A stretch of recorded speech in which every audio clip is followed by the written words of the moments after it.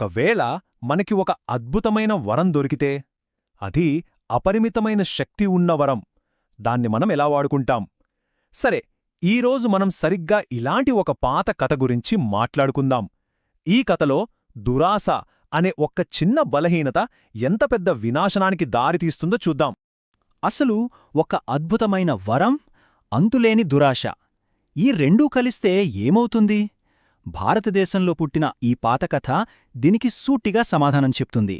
ఇక్కడ ఆశ్చర్యపోయే విషయమేంటంటే, వేల ఏళ్ల నాటి ఈ కథ చెప్పే నీతి మన ఈరోజు ప్రపంచానికి అచ్చుగుద్దినట్టు సరిపోతుంది.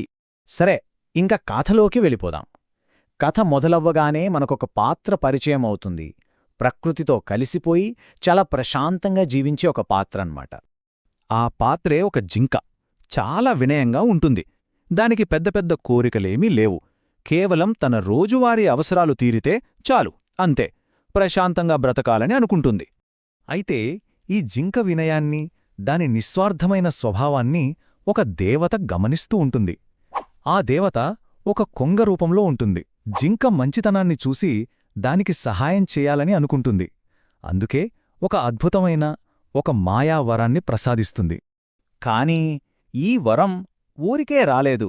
దానితో పాటు కొన్ని కండిషన్స్, అంటే కొన్ని నియమాలు కూడా ఉన్నాయి. చూడటానికి ఇవి చాలా సింపుల్గా కనిపిస్తాయి, కాని కథ మొత్తానికి ఇవే ఆధారం. ఆ నియమాలు పాటిస్తేనే ఆ వరం పనిచేస్తుంది, లేదంటే అంతే సంగతులు. అయితే ఇంత పెద్ద అద్భుతం జరుగుతుంటే అది ఎక్కువ కాలం రహస్యంగా ఉంటుందా? ఉండదు కదా. సరిగ్గా అనుకున్నట్టే జరిగింది. ఈ రహస్యాన్ని వేరే కళ్ళు చూశాయి. దీంతో కథలోకి ఇంకొక కొత్త పాత్ర ఎంట్రీ ఇస్తుంది. ఆ కొత్త పాత్రే ఒక హైనా. అది చాటుగా ఉండి రోజూ ఈ జింక ఏం చేస్తోందో గమనిస్తూ ఉంటుంది. ఆ సరస్సు బంగారంగా మారడం చూస్తుంది. కాని దాని మనసులో ఆశ్చర్యం కాదు, అసూయ పుట్టుకొచ్చింది. విపరీతమైన దురాశ మొదలైంది. ఆ బంగారమంతా తనకే కావాలి, ఒక్కరికే సొంతం కావాలి అని అనుకుంటోంది.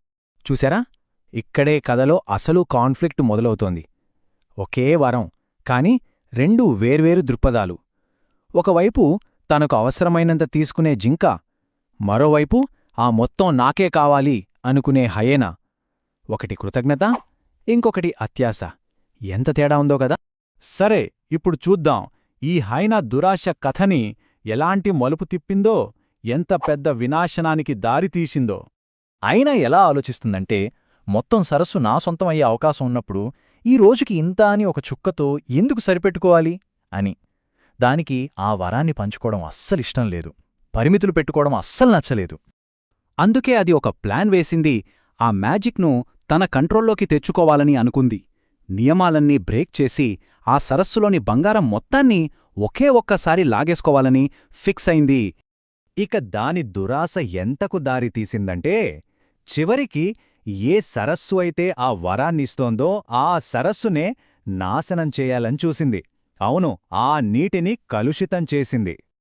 ఒకసారి ఆలోచించండి, ప్రకృతి ఇచ్చిన ఒక గిఫ్ట్ని ఇంత అగౌరవంగా నాశనం చెయ్యాలనుకుంటే దాని ఫలితం ఎలా ఉంటుంది? ఏదైతే గౌరవంతో ఇచ్చారో అది బలవంతానికి లొంగదు కదా. హైనా చేసిన ఆ పనికి ఆ మాయ మొత్తం పోయింది. సరస్సులోని నీరు బంగారంగా మారడం కాదు కదా, చివరకు మురికి బురదగా మారిపోయింది. మరి హైనాకేమొచ్చింది? అంతా నాకే కావాలని ఆశపడింది కదా. చివరికి దానికి దక్కిందేంటో తెలుసా? ఏమీ లేదు, సున్నా. బూడిదలో పోసిన పన్నీరు, అంతే. కానీ ఇక్కడ అంతకన్నా బాధాకరమైన విషయం ఒకటంది. హైనా చేసిన ఒక్క తప్పు వల్ల పాపం ఆ జింక కూడా నష్టపోయింది. ఆ వరం, ఆ అద్భుతం జింకకు కూడా శాశ్వతంగా లేకుండా పోయింది. అంటే ఇక్కడ మనం అర్థం చేసుకోవాల్సింది ఏంటంటే, హైనా దురాశ కేవలం తనని మాత్రమే ముంచలేదు, అందరికీ మేలు చేయాల్సిన ఒక గొప్ప వరాన్ని శాశ్వతంగా నాశనం చేసింది. ఒక్కరి అత్యాశ అందరినీ నష్టపరిచింది.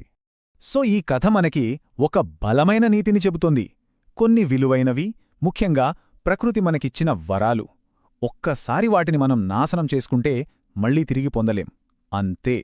చివరిగా ఈ కథ మన ముందు ఒక పెద్ద ప్రశ్ననుంచుతోంది. ఈరోజు మన ప్రపంచంలో ఇలాంటి బంగారు సరస్సులు ఎక్కడెక్కడ బురదగా మారుతున్నాయి? మన చుట్టూ ఉన్న ఏ సహజ వనరులను, ఏ మంచి అవకాశాలను మన అత్యాశతో ఇలాగే బురదగా మార్చేస్తున్నామో ఒక్కసారి ఆలోచించుకోవాలి.